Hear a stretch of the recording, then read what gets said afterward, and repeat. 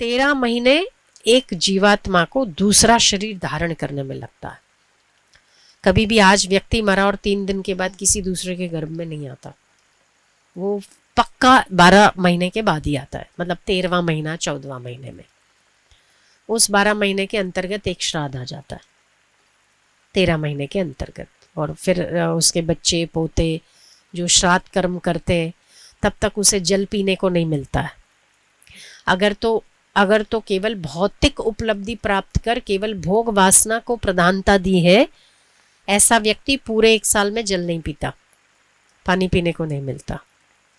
पर अगर आपने अच्छे कर्म किया है, अच्छा सेवा किया है, अच्छा सत्संग सुना है, नाम जप किया है, तो फिर किसी न किसी रूप में वो आपको जल की पुष्टि, दुग्ध की पुष्टि मिलती है।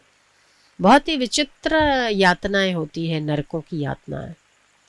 भगवान विष्णु गरुड़ पर विराजमान होते हैं, तो गरुड़ को दूरदर्शिता है, मतलब बहुत दूर का गरुड़ देख सकते हैं। तो एक बार गरुड़ ने भगवान से कहा कि प्रभु आप मेरे पीठ पर सवारी करते हैं और मुझे आपने दिव्य चक्षु प्रदान किए हैं, मैं दूर दूर का देख सकता हूँ, पर मेरी दूर की देखने में मुझे नरक भी दिखता है, और उस नरक में तड़पते हुए जीवों को जब मैं देखता हूँ तो मैं सहन नहीं कर सकता हूँ।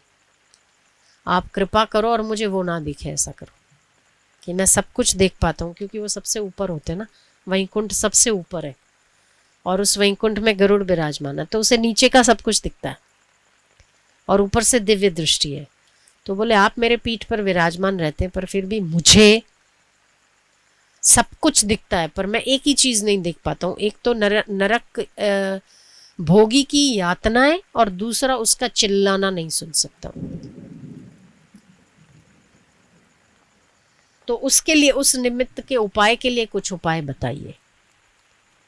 तब फिर भगवान ने उसको उसके प्रायश्चित कर्मों के प्रायश्चित स्वरूप में कुछ ब्राह्मणों के द्वारा, जैसे हम श्राद्ध में भोजन कराना, जैसे हम नारायण बलि करना, बछड़े बछड़ी का विवाह करना, कुछ कर्म ऐसे बताए जैसे संतों को, ब्राह्मणों को उनके चरण छूना, चरण धोना, उनकी चरण धूलि को मस्तक पर लगाना, आदि आदि कई प्रकार के जो पुण्य कर्म हैं, उनकी आज्ञा में रहना, उनको प्रसन्न करना, उनको भोजन कराना। तो ये सब जो कर्म है उससे नरक की यातनाएं कम होती है, ऐसा भगवान नारायण ने गरुड़ को कहा कि भाई ये तुम संसार में, इस जगत में इस बात का प्रचार करो कि लोग जितने पाप करते हैं उतने पुण्य कर्म नहीं करते हैं, इसीलिए व्यक्ति नरक की यातनाएं भोगता है। सुख वैभव तो चाहता है पर उसके सामने दान पुण्य नहीं करता है, सुख समृद्धि तो चाहता है, नाम और यश तो चाहता है, पर गुरु की सेवा करना नहीं चाहता। चाहता तो है कि मुझे अधिकार मिले, पर दूसरों के अधिकार को छीनकर अधिकार मिलना पसंद करता है। तो इन सब के पापों के प्रायश्चित के लिए आपको गुरु आज्ञा में रहना चाहिए, गुरु की सेवा करनी चाहिए, गौ की सेवा करनी चाहिए, ब्राह्मणों को भोजन कराना चाहिए। जो गृहस्थी हैं वो लोग ब्राह्मणों को भोजन कराएं।